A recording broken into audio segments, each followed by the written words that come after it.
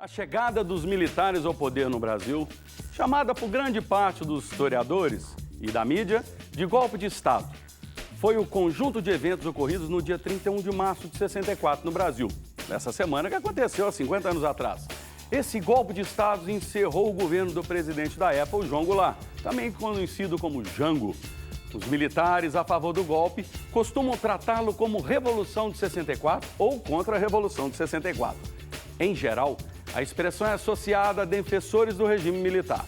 O golpe estabeleceu um regime alinhado com a politicamente aos Estados Unidos. Trouxe profundas mudanças na organização política do nosso país. Bem, como na vida econômica e social de todos os 5 presidentes militares que sucederam desde então desse golpe. Eles se declararam herdeiros e continuadores da Revolução de 64. O regime militar durou até 1985, quando Tancredo Neves foi eleito indiretamente o primeiro presidente civil desde 64. Qual era o cenário da política brasileira antes do golpe? O que é que mudou depois dele? Quem realmente o apoiou e quais as consequências para os seus opositores? É o que nós vamos discutir agora. Não saia daí, o Alerta Geral começou agora.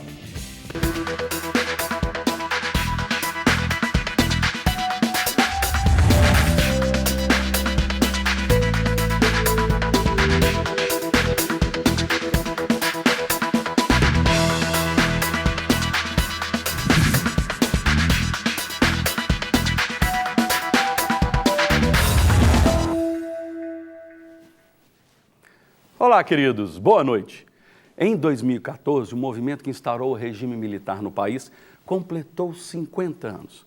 O movimento, a Marcha da Família com Deus pela Liberdade, foi o nome comum de uma série de manifestações públicas ocorridas no dia 19 de março e até dia 8 de junho de 64. No Brasil, o evento aconteceu em resposta à ameaça comunista representada pelo discurso em comício realizado por Jango em 13 de março daquele mesmo ano. Assim, alguns eventos aconteceram no dia 22 de março. Tudo foi marcado pela rede social em São Paulo, agora na marcha, e teve a participação de cerca de 1.000 pessoas. No Rio de Janeiro, um grupinho de gatos pingados. Em outras regiões, então, nem sabe. O evento menos popular foi aqui em Belo Horizonte, onde apenas 50 pessoas participaram. Tinha isso tudo mesmo? Nem sei se tinha isso tudo. Você concorda com as marchas? Em geral, o que elas podem ajudar? Para responder a essas e outras perguntas, eu converso agora com o cientista político Rudá Rissi, a diretora do Escritório de Direitos Humanos de Minas Gerais, Ana Carolina, e a psicóloga que pesquisou sobre as mulheres que sofreram as torturas na repressão, Jaisa Cruz. A nossa produção tentou trazer parte desse programa mostrando o lado dos militares e o que aconteceu com o Exército Brasileiro, mas nenhum deles quiseram se pronunciar. Além dos nossos convidados, contamos também com a sua participação. Para enviar as suas perguntas e comentários sobre o nosso tema, guarde sempre o nosso telefone 3209-3301, mandar um e-mail alertageral@redesuber.com.br. Temos também o nosso Twitter. Anote aí, @alertageraltv. Bom, queridos, eu queria começar neste momento por essa história, né? Aquele momento em que Jango estava, vamos dizer assim, colocado, imagina aquela história, né? Primeiro ele estava na China, quando ele recebe a notícia, volta para você assumir. Os militares, talvez numa situação assim, esse cabra vai assumir a presidência da República, ainda mais voltando da China, aquela guerra fria entre o comunismo e o capitalismo do mundo todo. Cuba havia acabado de se tornar, há pouco tempo, uma revolução gloriosa. E você imagina, quando ele chega no Brasil, mudar o sistema nosso. Em vez de presidencialismo, virou ali o parlamentarismo com o nosso Tancredo Neves. Acabou que durou pouco tempo. E aí aquelas dúvidas, aonde que isso vai dar? Algumas situações fizeram com que aquele clima fosse ebulindo cada vez mais.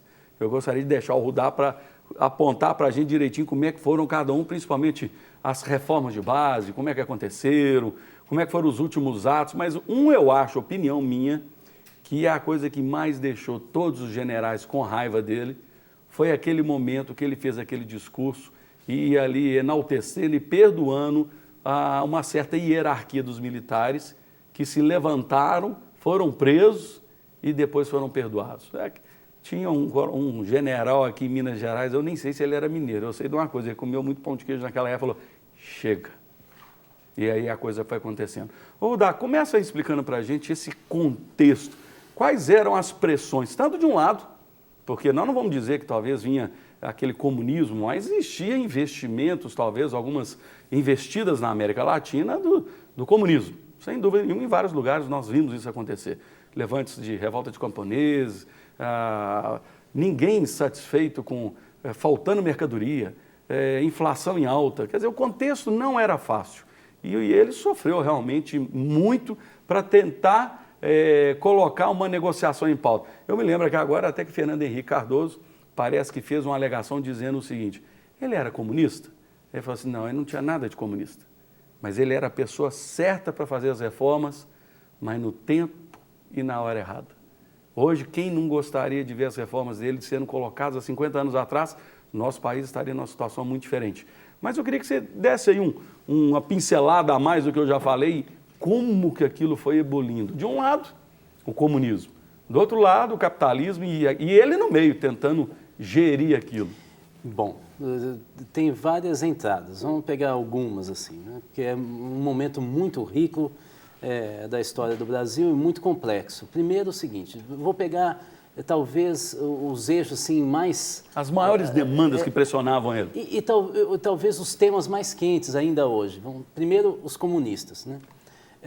Os comunistas eram absolutamente legalistas e eles eram contra confrontos, e sempre foi assim. Tanto é verdade que depois, no regime militar, eles foram contra a luta armada, né? Assim, então, a primeira coisa que... Falar que o pessoal ligado ao PCB, que carinhosamente sempre foi chamado de partidão, era radical e ia fazer a revolução cubana castrista aqui no Brasil, é um absurdo. E só fala isso quem era muito maldoso ou não conhecia o PCB. Mas as mídias exploravam o máximo que podia. Sim, mas aí faz parte do jogo. Hoje também explora. Então, assim, isso faz parte do jogo. E veja que hoje explora isso, às vezes um pouco mais salgado aqui, e nós não estamos falando de golpe. Né? Então, assim, foi um exagero, e principalmente usar isso quase como um bordão para tentar desestabilizar. Mas eles estavam dentro do governo do Jango, e, de uma certa maneira, com alianças importantes. Por exemplo, nós tivemos vários ministros do trabalho durante o governo Jango. E um deles foi o Almino Afonso, que está lançando um livro agora, e está debatendo muito por causa disso. Vivo até hoje. Vivo até hoje, e assim, lúcido. E o Almino era do PTB, do chamado ala esquerda do PTB, e ele, quando ele assumiu, acho que para o telespectador saber como que era quente aquele período, ele reconheceu, numa tacada, quase 100 sindicatos de trabalhadores rurais, porque o sindicalismo rural foi reconhecido só naquele período. Não podia se criar um sindicato. 100 sindicatos ligados principalmente à esquerda e ao PCB. Então o PCB estava no governo? Estava. Só que um outro ministro, que foi Franco Montoro, que era ligado à Igreja Católica, logo em seguida, não sei se antes ou depois, um pouco depois, ele assume o ministério. E aí o que ele faz? A mesma coisa. Ele reconhece mais 100 sindicatos de trabalhadores rurais, logo na primeira semana, ligado à Igreja Católica e os bispos mais conservadores. Então, o que era o governo João Goulart? Era um governo, pelo próprio temperamento dele, que não era muito agressivo, mas ele comportava uma aliança bem ampla e ele tentou se equilibrar nessa aliança. Obviamente que ele tinha um discurso do PTB, parente do Brizola, um seguidor do Getúlio Vargas. Ele sempre teve uma ligação muito forte com os sindicatos. Dizem que ele tinha uma nuance assim ligada ao peronismo. Não, ele não. Ele poderia o próprio jornal New York Times da época acusava ele. Ele poderia ter, talvez, uma certa afinidade com aquele jeito que na literatura se denominou de populista, né? O que é o populismo? É uma liderança que fala direto para as massas e fala de maneira empolgada. E normalmente são massas urbanas, né? Em outros lugares há uma teoria falando emociona, inspira. Que emociona e aí leva essa coisa de você se relacionar emocionalmente direto, sem mediação. O que é sem mediação? Sem partido, sem sindicato, sem igreja. Ele é o líder que fala direto, como foi no caso do Perón, como foi no caso do Getúlio, muitas vezes. E isso cria um mal-estar nos partidos. Nas últimas décadas anteriores, de 64, 44, a guerra, o Stalin, a Mussolini, aquele povo todo, que inflamaram multidões e geraram a guerra. Aí vamos ver o outro lado. Bom, de qualquer maneira, o que eu quero dizer é que é um governo de uma pessoa, que eu não estou dizendo que ela é totalmente equilibrada, mas ele não era radical, de maneira alguma, ele não tinha esse temperamento. E era um governo muito disputado, e com várias forças políticas, que disputavam no interior do governo, né? Então não era um governo para a esquerda, mas era um governo populista, como a gente falou. O outro lado é um pouco... Vamos tentar entender, então, essa história dos Estados Unidos, que entraram mesmo no Brasil. Os Estados Unidos, desde a Revolução Cubana, tinham uma preocupação imensa com o Brasil, porque é um país continental.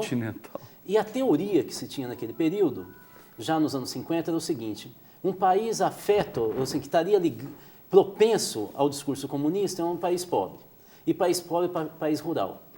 Isso é tão forte nos Estados Unidos que os Estados Unidos, na década de 50, já trabalham duas frentes aqui no Brasil muito importantes. Uma delas é a educação no meio rural. Aí nasce a Emater.